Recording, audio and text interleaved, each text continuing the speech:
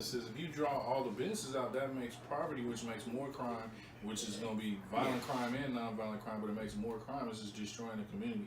And they're really telling them to the Democrats are saying vote for us, and we won't prosecute you, and we're going to defund the police, and we want to get rid of guns, but criminals will still have guns. They're going to find ways to get guns, and so that's just a recipe for destruction. Right. And Pastor, you're saying that you're feeling like the people are really crying out for law and order. Yeah. They don't want their community to go down. They don't want to see death in the streets and stuff. Right. Yeah, and that bothers you. Right. Yeah, and even if they don't know it, we know that what this is leading to. It's the fact that they need help and they're asking for help, but they don't. Right now, honestly, if I can speak from my heart, they're not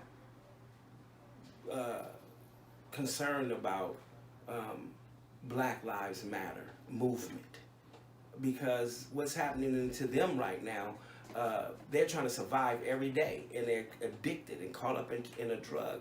And so this movement that had started off with some validity of importance, but it has been hijacked.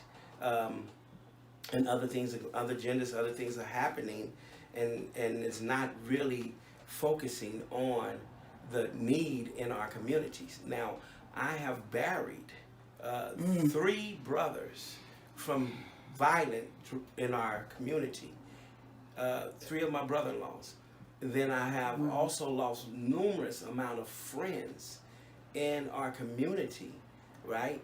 And so if we can't speak out and say all lives matter, but Black lives matter to the point we have, looking on the news today, we lost, in this last week or so, I believe we lost 3 kids to gun violence. Oh. And you can see it on Fox News, 3 babies to gun violence within the last month or 2. And so when we say that Black lives matter, then we need to be paying attention to the fact that what's happening in our community, how we're dealing with the crime rate and the murders and the things that are going on, and then being able to go out and to shine a light on those issues. But you can't say that. Right. Black Lives Matter doesn't want you to say that. But I can say you can't talk about it. I can say it because I'm a minister and in our community. And you come from it. Right. Yes. And I've been ministering in the community for the last 30 years. Amen. Right? And I felt the pain, and why am I out there now?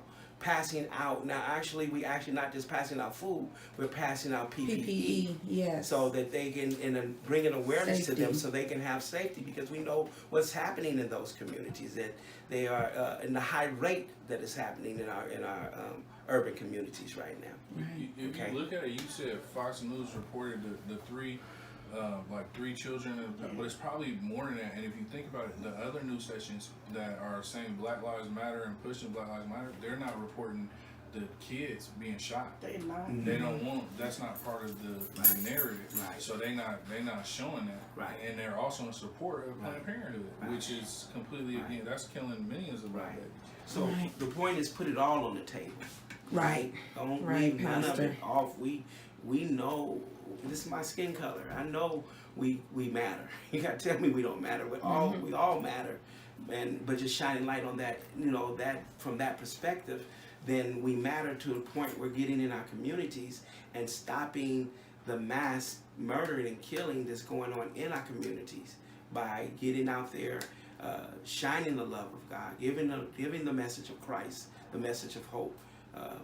And a message of love in our communities. And what is love? Amen. What is love? God. God is love. Amen. Amen. Amen. And we're going to end it. Everybody say bye. Bye. And God bless y'all, YouTube and Facebook.